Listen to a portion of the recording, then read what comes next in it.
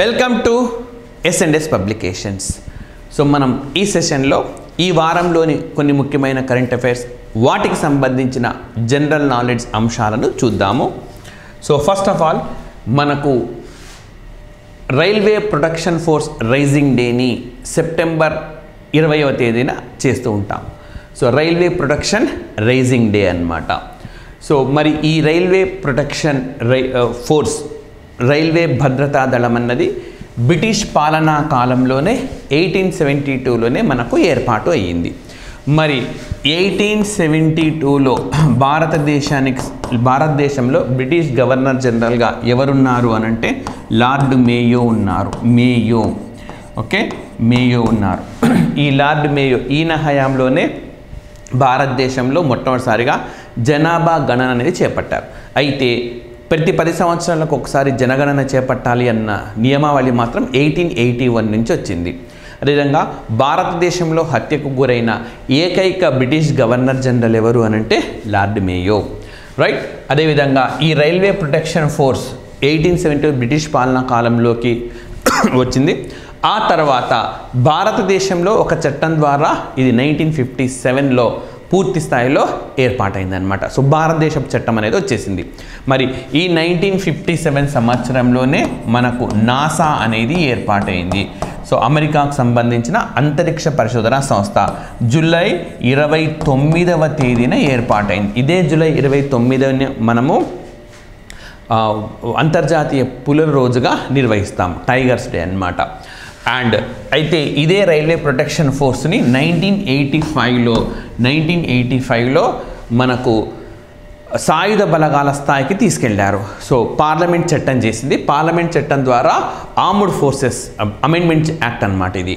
అంటే సాయుధ బలగాల స్థాయికి రైల్వే ప్రొటెక్షన్ ఫోర్స్ను తీసుకెళ్లారు. సో ఈ విధంగా మనకు ఈ అంశం అనేది దీనికి సంబంధించిన జీకే ఇష్యూస్. ఇదే 1985లో భారతదేశంలో 52వ రాజ్యాంగ సవరణ వచ్చింది. దీని ద్వారా 10వ షెడ్యూల్ చేర్చినారు. యాంటీ డిఫెక్షన్ లా అంటాం దీన్ని, ఫిరాయింపు నిరోధక చట్టం. అయితే ఈ ఫిరాయింపు నిరోధక చట్టం అనేది అమలుకు సంబంధించి మనకి ఇటీవలి కాలంలో ఒక కమిటీ ఏర్పాటైంది. సో స్పీకర్ల సదస్సులో లేదా సభాపతుల సదస్సులో దీన్ని ఏర్పాటు చేశారు. దీనికి మహారాష్ట్ర స్పీకర్ రాహుల్ నార్వేకర్ నేతృత్వం వహిస్తూ ఉన్నారు. సో ఇది ఈ అంశానికి సంబంధించిన మనకు ఎక్స్ప్లెనేషన్. అండ్ నెక్స్ట్ వచ్చేసి మనకు ICMR Indian council of medical research 1911లో ఏర్పాటైన సంస్థ ఇది, 1911లో. ఈ సంస్థకు ఈ నాన్ కమ్యూనికబుల్ డిసీజెస్ను కంట్రోల్ చేసినందుకు గాను UNO టాస్క్ ఫోర్స్ అనే ఒక అవార్డును ప్రకటించింది. సో మరి మనకు ఈ Indian council of medical research ఏ సంవత్సరంలో ఎస్టాబ్లిష్ అయిందంటే 1911లో ఎస్టాబ్లిష్ అయింది, 1911లో. మరి భారతదేశంలో 1911 వరకు కూడా రాజధాని ఏది అనంటే కోల్కతా. ఇప్పుడే రాజధాని అక్కడి నుంచి మార్చినారు. రాజధాని కోల్కతా నుంచి న్యూఢిల్లీకి వచ్చేసిందనమాట. సో ఎందుకనంటే మనకు అప్పటి వరకు భారతదేశంలో పెద్ద ఎత్తున వందే మాతరం ఉద్యమం కొనసాగుతూ ఉన్నది. సో బెంగాల్ విభజనకు వ్యతిరేకంగా తీవ్ర స్థాయిలో ఆందోళన అయిన నేపథ్యంలో గవర్నమెంట్ వాళ్ళ ఆస్పిరేషన్స్ సాటిస్ఫై చేయడంతో పాటు ఉద్యమాన్ని కాస్త వీక్ చేయడం కోసం బెంగాల్ కేంద్రంగా మనకు గొప్ప గొప్ప వ్యక్తులు వచ్చినారు. అక్కడే మనకు పెద్ద ఎత్తున ఈ అవేర్నెస్ అనేది ఉన్నది. మీరు ఏ గొప్ప స్టార్టింగ్లో చూడండి, వాళ్ళు బెంగాల్ నుంచి వచ్చిన వాళ్ళే. భారతదేశంలో సంస్కరణ ఉద్యమాన్ని ప్రారంభించిన రాజా రామ్మోహన్ రాయ్ కావచ్చు, భారతదేశ చరిత్రను ఈ ప్రపంచానికి తెలియజేయడంలో స్వామి వివేకానందుడు చేసిన పాత్ర కావచ్చు, ఇలా ఎందరో గొప్ప వ్యక్తులు బెంగాల్ నుంచి వచ్చిన వాళ్ళే. సో కాబట్టి బెంగాల్ నుంచి రాజధానిని ఢిల్లీకి మార్చారు 1911లో. అదేవిధంగా జనగణమన మొట్టమొదటిసారిగా డిసెంబర్ 27న 1911లో ఆలపించినారు. సో ఆ తర్వాత భారతదేశంలో ఈరోజు కూడా ఇది జాతీయ గీతంగా మనకున్న సంగతి తెలిసిందే. దీన్ని ఎవరు రాశారంటే రవీంద్రనాథ్ ఠాగూర్ రాశారు. ఇది మొత్తం చదవడానికి మనకు ఒక 52 సెకండ్స్ వరకు పడుతుంది. అండ్ అదేవిధంగా ఇది ఆల్రెడీ మీకు చెప్పినాను, రాజధానిని మార్చారు. సో 1911 అనగానే మనకి ఈ పాయింట్స్ అన్ని గుర్తుకు రావాలి.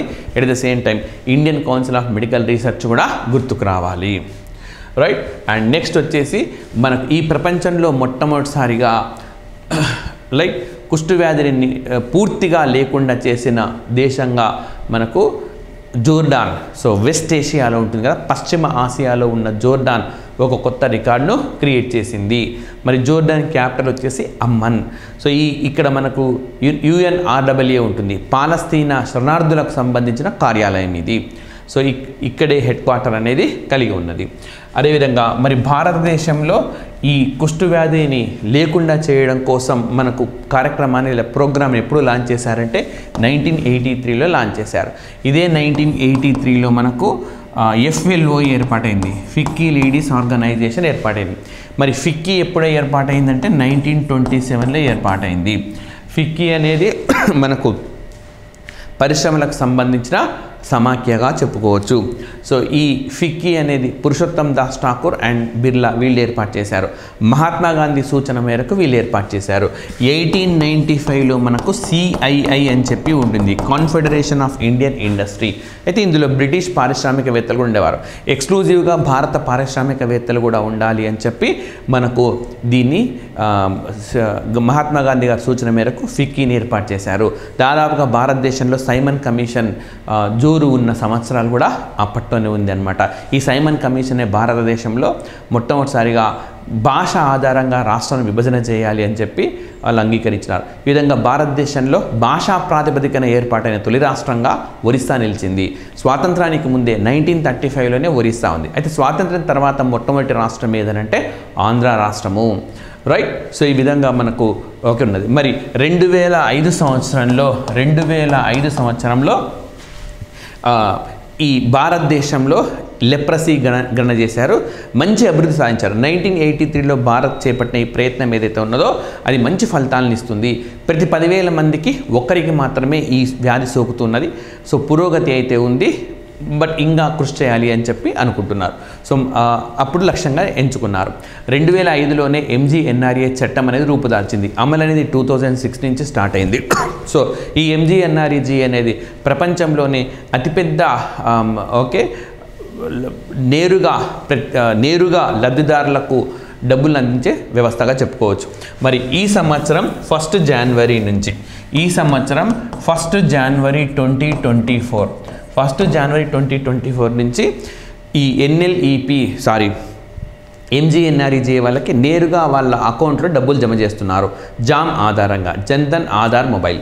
ఎప్పటి నుంచి అంటే 1 జనవరి 2024 నుంచి MGNREG వాళ్ళకు నేరుగా శాలరీస్ వస్తున్నాయి. ఇదే 1 జనవరి 2024 నాడు భారతదేశం UN స్టాటిస్టికల్ కమిషన్లో సభ్యత్వాన్ని పొందింది.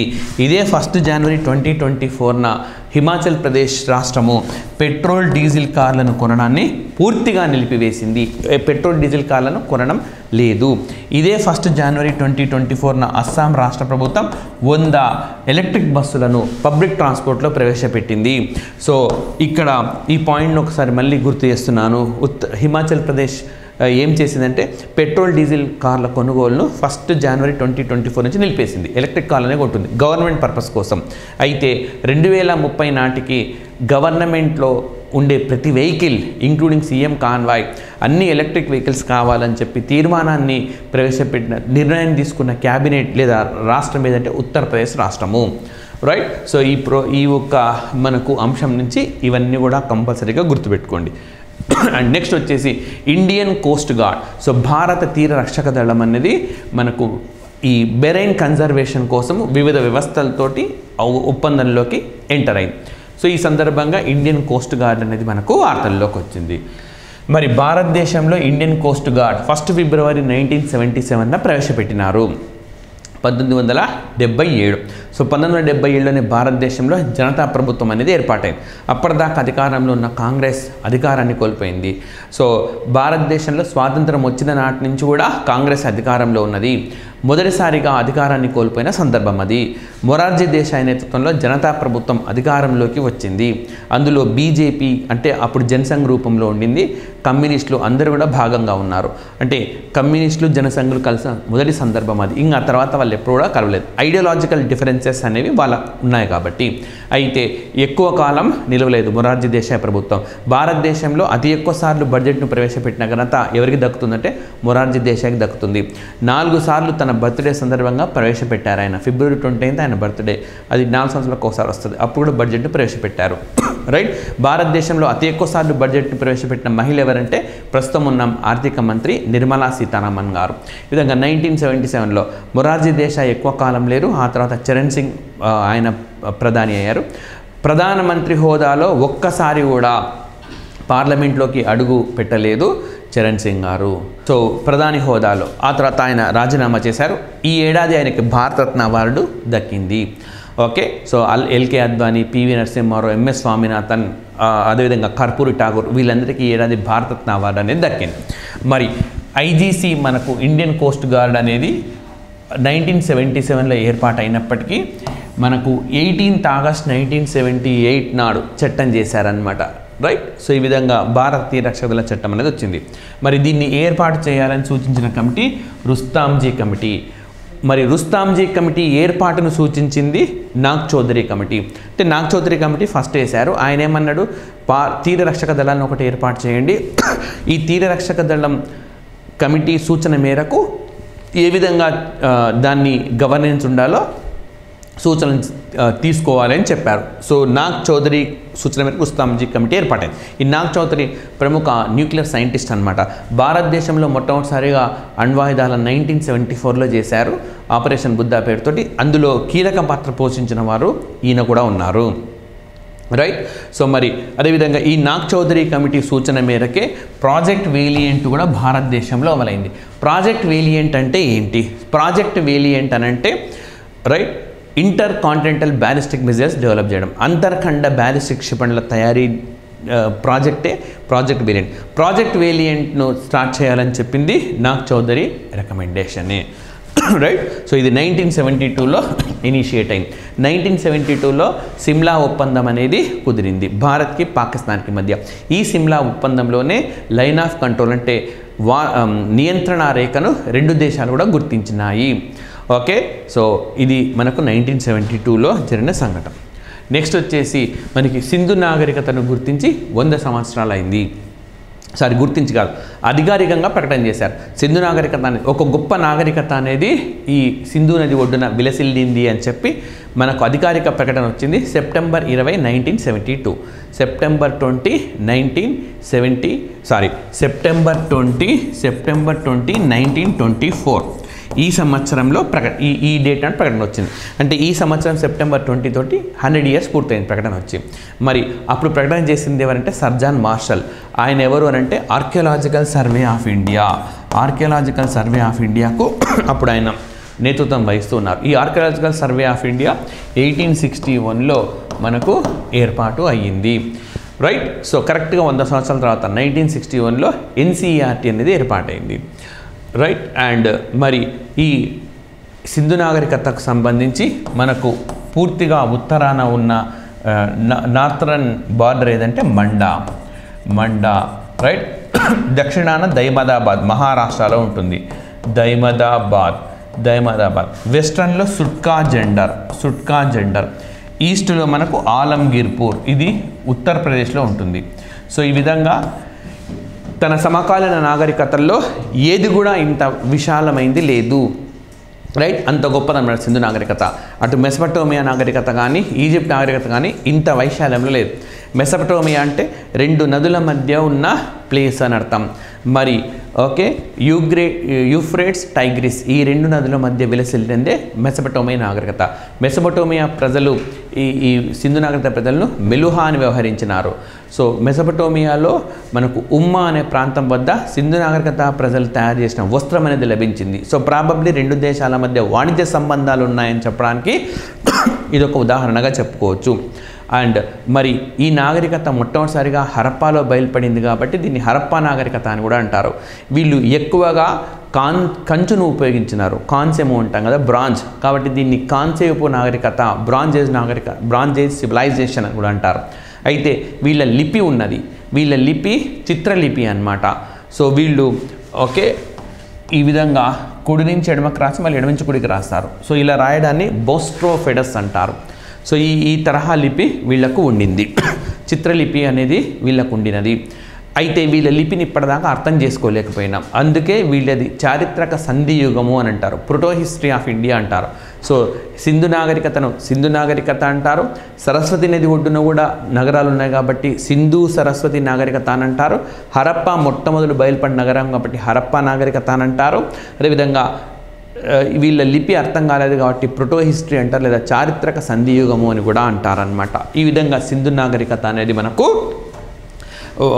వార్తల్లోకి వచ్చింది 100 years కాబట్టి, రైట్. వీళ్ళ చారిత్రాత్మక నగరం నౌకాశ్రయం ఉన్నది లోథాల్. ఈ లోథాల్ డెవలప్ చేయడం కోసం పోర్చుగల్ తోటి అదేవిధంగా మనకు వియత్నాం దేశంతో ఒప్పందం అనేది కుదిరింది, రైట్. సో ఇది దీనికి సంబంధించిన సమాచారం. అండ్ నెక్స్ట్ వచ్చేసి మనకు బెంగళూరులో భారతదేశంలో మొట్టమొదటిసారిగా హై స్పీడ్ రైలు అనేది బెంగళూరులోనే తయారవుతూ ఉన్నది. నిజానికి హై స్పీడ్ మనకు సాంకేతిక సహకారము ఎట్ ద సేమ్ టైం సాంకేతిక సహకారంతో పాటు లోన్ కూడా ఇస్తున్న దేశం జపాన్ అనమాట. జపాన్ ఇంటర్నేషనల్ కోఆపరేషన్ ఏజెన్సీ ద్వారా మనకు సాయం చేస్తూ ఉన్నది. అయితే హై స్పీడ్ రైల్ తయారీకి వాళ్ళు చాలా ఎక్కువ మొత్తం అడగడంతో మనమే ఎందుకు తయారు చేసుకోకూడదు మేక్ ఇన్ ఇండియాలో భాగంగా అని చెప్పి నిర్ణయించినారు. సో ఈ మేరకు బెంగళూరులో దీన్ని నిర్మించబోతున్నారు. మరి ఈ ప్రపంచంలో మొట్టమొదటి హై స్పీడ్ రైల్ సిస్టమ్ జపాన్లోనే వచ్చింది, టొకాయిడో షింకన్సేన్ అని చెప్పి. ఓకే, సో ఇది ఎప్పుడు వచ్చిందంటే 1964లోనే వచ్చింది. మరి 1964లో ఆసియా ఖండంలోనే మొట్టమొదటిసారిగా ఒలింపిక్స్ అనేవి టోక్యోలో జరిగినాయి, రైట్. 1960లో మళ్ళీ ఇదే టోక్యోలో 2020 ఒలింపిక్స్ కూడా జరిగినాయి. సో 1964లో 2020 అని చెప్తున్నప్పటికీ జరిగింది 21లో, కరోనా మూలంగా 21కి జరిగింది. సో మరి టోక్యో నగరం, సో ఆసియాలో 2 వేసవి ఒలింపిక్స్ నిర్వహించిన నగరం టోక్యో నగరం అని చెప్పుకోవచ్చు.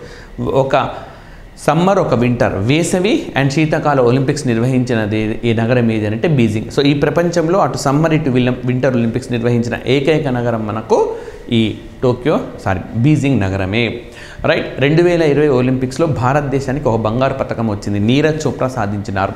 సో ఈ విధంగా భారతదేశాన్ని నుంచి జావెలిన్ త్రోలో మొట్టమొదటి పథకము, మొత్తంగా ఇండివిజువల్ కేటగిరీలో 2వ బంగారు పథకం నీరజ్ చోప్రా సాధించారు.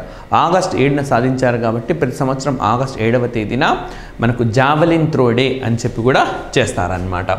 మరి భారతదేశంలో మొట్టమొదటి హై స్పీడ్ రైల్ స్టేషన్ ఏ నగరంలో నిర్మిస్తున్నారంటే సూరత్ నగరంలో నిర్మిస్తున్నారు. చారిత్రాత్మకంగా చూస్తే సూరత్లో 1907లో ఐఎన్సీ సమావేశం 2గా విడిపోయింది. అతివాదులు, మితవాదులు, ఎక్స్ట్రీమిస్ట్ అండ్ మోడరేట్స్గా విడిపోయింది. ఆ విధంగా సూరత్ స్ప్లిట్ అనేది ఎప్పుడు జరిగిందంటే కాంగ్రెస్ ఎప్పుడు విడిపోయిందంటే 1907లో. మళ్ళీ 1916 ఆ ప్రాంతంలో 15 16 లక్నో సమావేశంలో వాళ్ళు మళ్ళీ కలిసిపోయినారు. అప్పుడు మజుందార్ నేతృత్వం వహించినారు, రైట్. కలిసినప్పుడు మజుందార్ నేతృత్వం వహిస్తే విడిపోయినప్పుడు రాస్ బిహారీ ఘోష్ అనే ఆయన నేతృత్వం వహించినారు. సో మనం ఈ అంశం నుంచి ఇవి నేర్చుకోవాలి. అదేవిధంగా బెంగళూరులో తయారవుతా ఉన్నది. భారతదేశంలో అండర్గ్రౌండ్ ట్రాన్స్ఫార్మర్ మొట్టమొదటగా ఏ నగరంలో వచ్చింది అని అంటే బెంగళూరు నగరంలో వచ్చింది, రైట్. నెక్స్ట్ మరి జాతీయ యుద్ధ స్మారకము అదేవిధంగా వీర్ అబ్దుల్ హమీద్ వీరి సంబంధించిన సమాచారాన్ని ఎన్సీఆర్టీ 6th క్లాస్లో చేర్చినారు. సో ఈ ఎన్సీఆర్టీ అనేది కోఆపరేటివ్ చట్టం ప్రకారం ఏర్పాటైంది. సో 1961లో ఏర్పాటైంది. ఎన్సీఆర్టీ అనేది రాజ్య నిర్వచనం పరిధిలోకి రాదు అని supreme court Chandramohan Khanna versus NCERT అనే కేసులో చెప్పింది. రాజ్యం నిర్వచనాన్ని భారతదేశంలో భారత రాజ్యాంగంలో ఏ ఆర్టికల్స్లో మనకు పేర్కొన్నారంటే ఆర్టికల్ 12లో పేర్కొన్నారు, ఆర్టికల్ 36లో కూడా పేర్కొన్నారు. ఓకే, అదేవిధంగా నేషనల్ వార్ మెమోరియల్ ఈ డిజైన్ ఏదైతుందో ఈ డిజైన్ చేసింది ఎవరంటే యోగేష్ చంద్రసేన్. ఓకే, జాతీయ యుద్ధ స్మారకం డిజైన్ చేసింది ఎవరని అడుగుతాడు, Yogesh Chandrasen. Okay, V B design lab అనేది వాళ్ళ సంస్థ. ఆ సంస్థకు చెందిన ఇతను జాతీయ యుద్ధ స్మారకాన్ని మొట్టమొదటిసారిగా డిజైన్ చేశారనమాట, రైట్. అండ్ నెక్స్ట్ వచ్చేసి నదీ ఉత్సవము. So Indira Gandhi national centre for arts ఒక నదీ ఉత్సవాన్ని మనకు నిర్వహించింది. అంటే భారతదేశంలో నదులను సంరక్షించుకోవాలి, నదులను కాపాడుకోవాలి, నదీ ప్రవాహాలను అడ్డుకునేలా నిర్మాణాలు ఉండరాదు అన్న ఉద్దేశంతో దీన్ని నిర్వహిస్తూ ఉన్నారు. ఎవరి ఆధ్వర్యంలో జరుగుతుందంటే Indira Gandhi national centre for the arts ఆధ్వర్యంలో. మరి ఇది ఎప్పుడు ఎస్టాబ్లిష్ అయింది అని అంటే 1987లో ఎస్టాబ్లిష్ అయింది. 1987లో భారతదేశానికి శ్రీలంకకి ఒప్పందం అనేది కుదిరింది. ఈ ఒప్పందం ప్రకారం శ్రీలంకలో 13వ రాజ్యాంగ సవరణ వచ్చింది, కానీ దాన్ని అమలు చేయడం లేదు. శ్రీలంక దీన్ని అమలు చేయకపోవడాన్ని అన్ని అంతర్జాతీయ వేదికలపైన భారతదేశం ప్రశ్నిస్తూ ఉన్నది. మరి భారతదేశంలో అతి పొడవైన నది ఏది అని అంటే గంగా నది. భారతదేశంలో గంగా నది. దక్షిణ భారతదేశంలో అతి పొడవైన నది ఏది అంటే గోదావరి నది. అయితే భారతదేశంలో అతి పొడవైన అదేవిధంగా అతిపెద్ద ఉపనది ట్రిబ్యూటరీ ఏది అని అంటే యమునా నది. సో గంగా హిమాలయాల్లో పుట్టి గంగా నదికి కుడివైపు నుంచి జాయిన్ అయ్యే కుడివైపు నుంచి చేరే ఏకైక నది ఏది అంటే యమునా నది. రైట్. సో ఇది ఈ అంశంలో మనం నేర్చుకోవాల్సింది. నెక్స్ట్ వచ్చేసి మనకు జాతీయ ఛాంపియన్షిప్. ఓకే, జాతీయ ఛాంపియన్షిప్ను ఎవరు గెలుచుకున్నారంటే పంజాబ్ రాష్ట్రం అనేది గెలుచుకున్నది. రైట్. మరి ఈ ఫైనల్ మ్యాచ్ ఎక్కడ జరిగింది అని అంటే జలంధర్లో జరిగింది. ఓకే, ఫైనల్ మ్యాచ్ ఎక్కడ జరిగింది అంటే జలంధర్, పంజాబ్లోని జలంధర్లో జరిగింది. ఈ పంజాబ్లోని జలంధర్ స్టేడియం పేరు Surjeet Singh stadium. Okay, Surjeet Singh stadium. మరి ఈ సుర్జీత్ సింగ్ ఎవరు అని అంటే భారత హాకీ ప్లేయర్. 1976 ఒలింపిక్స్లో చాలా కీలక పాత్ర పోషించినారు. 1976లో మనకు ఈ పోటీలు ఎక్కడ జరిగినాయంటే మాంట్రియల్లో జరిగినాయి. కెనడాలోని మాంట్రియల్లో జరిగినాయి. కెనడాలోని మాంట్రియల్లో మనకు వాడా ఉన్నది. వాడా అనంటే వరల్డ్ యాంటీ డోపింగ్ ఏజెన్సీ అనే సంస్థ ఉన్నది. ఈ వరల్డ్ యాంటీ డోపింగ్ ఏజెన్సీ అనేది మనకు నవంబర్ 10th 1999 ఎస్టాబ్లిష్ చేశారు. నవంబర్ 10th 1999 ఎస్టాబ్లిష్ చేశారు వరల్డ్ యాంటీ డోపింగ్ ఏజెన్సీ. ఈ నవంబర్ 10th అనేది మనకు ఇంటర్నేషనల్ సైన్స్ డేగా చెప్తాం, అంతర్జాతీయ సైన్స్ డే. అదేవిధంగా ఫిబ్రవరి 28th అనేది భారతదేశంలో నేషనల్ సైన్స్ డేగా చేస్తాం. రైట్. అదేవిధంగా మనకు ఫిబ్రవరి 11th అనేది international day of science for women and girls అని చెప్తాం. సో మహిళలు బాలికలకు సంబంధించిన శాస్త్ర దినోత్సవం అది. అదేవిధంగా రీసెంట్గా భారతదేశంలో వైస్ కిరణ్ అనే ఒక పథకం స్టార్ట్ అయింది. Women in science and engineering. మహిళలను సైన్స్ ఇంజనీరింగ్లో ఎక్కువగా చదివేలా అవకాశాలు కల్పించాలని చెప్పే పథకంగా చెప్పుకోవచ్చు. మరి ఇదే మాంట్రియల్లో మనకు ICAO కూడా ఉన్నది, ఇంటర్నేషనల్ సివిల్ ఏవియేషన్ ఆర్గనైజేషన్, అంతర్జాతీయ పౌర విమానయాన సంస్థ. చికాగో కన్వెన్షన్ ప్రకారం ఇది ఏర్పాటైంది. ఇది మనకు ఏప్రిల్ 4th 1947 ఏర్పాటైంది. ఇదే ఏప్రిల్ 4th 1949లో ఇదే ఏప్రిల్ 4th 1949లో ఏర్పాటైన వ్యవస్థ ఏది అని అంటే మనకు నాటో అనే వ్యవస్థ. నాటో అనే దాంట్లో రీసెంట్గా చేరిన దేశం ఏదంటే మనకు స్వీడన్. ఫిన్లాండ్ తర్వాత స్వీడన్ అనేది చేరింది. మరి నాటోలో ఆర్టికల్ 5 ఉమ్మడి భద్రతకు సంబంధించి మాట్లాడుతుంది, కలెక్టివ్ సెక్యూరిటీ గురించి మాట్లాడుతూ ఉంటుంది. రైట్. నాటో వ్యవస్థ ఏర్పడి ఈ సంవత్సరంతో 70 సంవత్సరాల వేడుకలను కూడా ఘనంగా నిర్వహించినారు. నాటో హెడ్ క్వార్టర్ మనకు బెల్జియంలోని బ్రజెల్స్లో ఉంటుంది. ఇదే బ్రజెల్స్లో మనకు యూరోపియన్ యూనియన్ అనే మరొక సంస్థ కూడా ఉంటుంది. సో ఈ విధంగా మనకు ICAO అనేది చికాగో కన్వెన్షన్ ప్రకారం ఏర్పాటైంది. ఇటీవలి కాలంలో ICAO ఆధ్వర్యంలో ఏషియా పసిఫిక్ సంబంధించిన పౌర విమానయాన మంత్రుల సమావేశము న్యూఢిల్లీలో నిర్వహించినారు. ఈ సమావేశానికి భారతదేశ పౌర విమానయాన శాఖ మంత్రి రామ్మోహన్ నాయుడు నేతృత్వం వహించినారు. రైట్. సో న్యూఢిల్లీ డిక్లరేషన్ కూడా ఈ సందర్భంగా మనకు వచ్చింది. అండ్ అదేవిధంగా మనకు మాంట్రియల్ అనేది ఓకే ఇక్కడ ఒక ప్రోటోకాల్ కూడా ఉంటుంది. సో 1987 సెప్టెంబర్ 16th నాడు ఈ ఓజోన్ పొరను పరిరక్షించుకోవడం కోసం ఒక ఒప్పందాన్ని కుదుర్చుకున్నారు. ఓజోన్ అనేది మనకు స్ట్రాటోస్ఫియర్లో ఉంటుంది. ఇది రసాయనికంగా O3 అన్నమాట. ఇది అతి నీలలోహిత కిరణాలు భూమిపైన పడకుండా కాపాడుతూ ఉంటుంది. మరి దీన్ని కాపాడుకోవాలని చెప్పి 1987 సెప్టెంబర్ 16th ఒప్పందం కుదుర్చుకున్నారు. దీన్నే మాంట్రియల్ ప్రోటోకాల్ అని చెప్పంటారు. అయితే ఈ ప్రోటోకాల్ని కూడా సవరణ చేస్తూ మనకు మరొక ఒప్పందం అనేది కూడా వచ్చింది, కిగాలి. ఓకే, కిగాలి అగ్రిమెంట్ అని అంటాం, కిగాలి అగ్రిమెంట్. సో మాంట్రియల్ అండ్ కిగాలి ఈ రెండు ఓజోన్కు సంబంధించినవి. కానీ ఈ కిగాలి అగ్రిమెంట్ అన్నది మరొకటి కూడా ఉన్నది, లండన్ డిక్లరేషన్తో సంబంధించింది. కిగాలి అగ్రిమెంట్ అండ్ లండన్ డిక్లరేషన్ ఈ రెండు మనకు NTDకి సంబంధించినవి. NTD అంటే neglected tropical diseases. Neglected tropical diseases అంటే మనకు ఈ భూమధ్య రేఖ ప్రాంతంలో విస్తరించే రోగాలను అంతగా పట్టించుకోలేదు, కానీ వీటిని పట్టించుకోవాలి, వీటిని నియంత్రించాలి అనే ఉద్దేశంతో కిగాలిలో చర్చించి లండన్లో ఓకే చేశారు. సో ఈ లండన్ డిక్లరేషన్ మనకు 2012 జనవరి 30వ తేదీన జరిగింది. కాబట్టి ప్రతి సంవత్సరం జనవరి 30వ తేదీని నెగ్లెక్టెడ్ ట్రోపికల్ డిసీజెస్ డే అని కూడా నిర్వహిస్తారు. సో ఇప్పుడు చూడండి, Montreal plus Kigali is equal to ozone, Montreal plus Kigali ozone, Kigali plus London is equal to NTD.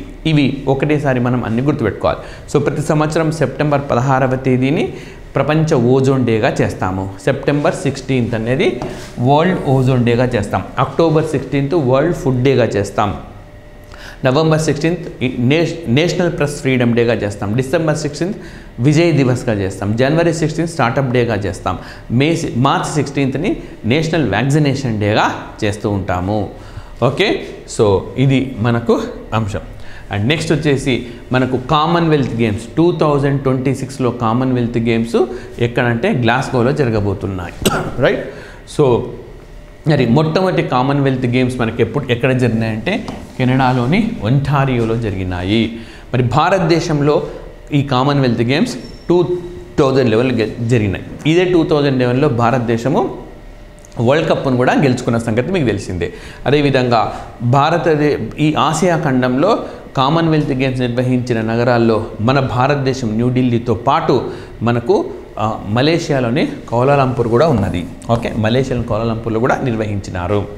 Right, and next మరి వీనస్ కేంద్ర క్యాబినెట్ ఇటీవలే వీనస్ మిషన్ ఒకటి లాంచ్ చేయాలి అని చెప్పి నిర్ణయించింది. సో క్యాబినెట్ అనేక నిర్ణయాలు తీసుకున్నది.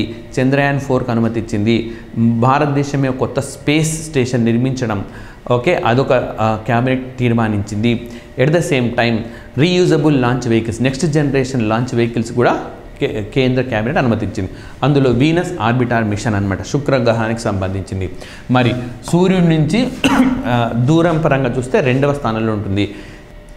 Mercury, Venus, Earth, Mars, Jupiter, Saturn, Uranus, Neptune ఇవి ఉంటాయన్నమాట. సో 2వ దూరంలో ఉంటుంది వీనస్. సో మరి రైట్, అత్యంత వేడిగా ఉండే ప్లానెట్ ఈ మన సౌర మండలంలో, పాలపుంత అని మనం చెప్పుకునే సౌర మండలంలో అన్నిటికంటే వేడిగా ఉండేది ఏది అని అంటే శుక్రగ్రహమే, వీనస్.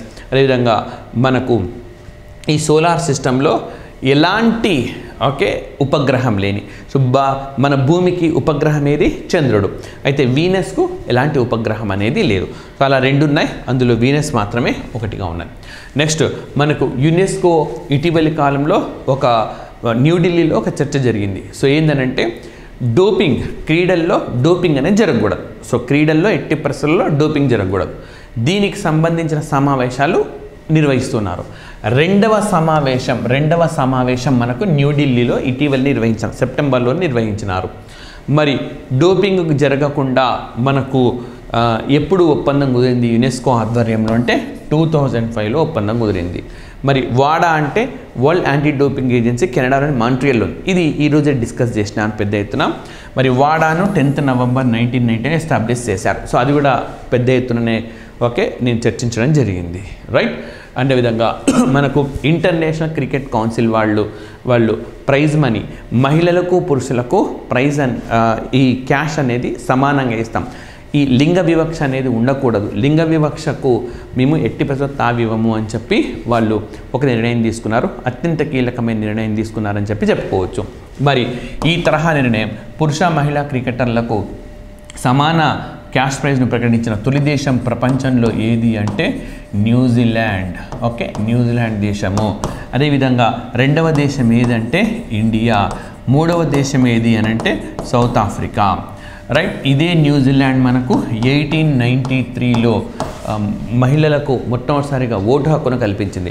భారతదేశం మహిళలకు ఓటు హక్కును పరిమితంగా 1919లో కల్పించింది. ఇదే 1893లో మనకు స్వామి వివేకానంద గొప్ప ఉపన్యాసాన్ని చికాగోలో ఇచ్చినారు. ఇదే 1893లో మహాత్మా గాంధీ జాతి వివక్షకు లోనైనారు పీటర్ మార్టిస్బర్గ్లో. ఇదే 1893లో అన్ని బీసెంట్ భారతదేశానికి వచ్చినారు. ఇదే 1893లో భారత్కి ఆఫ్ఘనిస్తాన్కి మధ్య డ్యూరాండ్ రేఖ అనేది గీసినారు. ఈ ఆఫ్ఘనిస్తాన్ ఇటీవలే పోలియో మహమ్మారి సంబంధించిన వ్యాక్సినేషన్ను నిలిపివేసింది.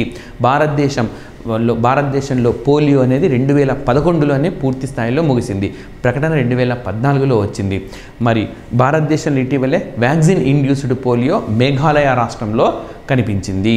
రైట్. సో మనకు ఇది న్యూజిలాండ్ దేశం అన్నమాట. మహిళలకు ఓటు హక్కు అనేది మొట్టమొదటిసారిగా కల్పించిన దేశము. అదేవిధంగా ఈ న్యూజిలాండ్ దేశం ఈ ప్రపంచంలో ఒక నదికి లీగల్ స్టేటస్ ఇచ్చిన మొట్టమొదటి దేశం ఏది అని అంటే న్యూజిలాండ్ దేశం. తన దేశంలోని అన్ని నదులకు లీగల్ స్టేటస్ ఇచ్చిన దేశం ఏది అని అంటే బంగ్లాదేశ్ దేశము. రైట్. సో ఇవి ఈ వారానికి సంబంధించిన current affairs based GK issues. ప్రతి వారం ఇలాంటి సెషన్ ఒకటి తప్పకుండా అందిస్తాం. దయచేసి వీడియోను లైక్ చేయండి, షేర్ చేయండి, సబ్స్క్రైబ్ చేసుకోండి. Thank you very much.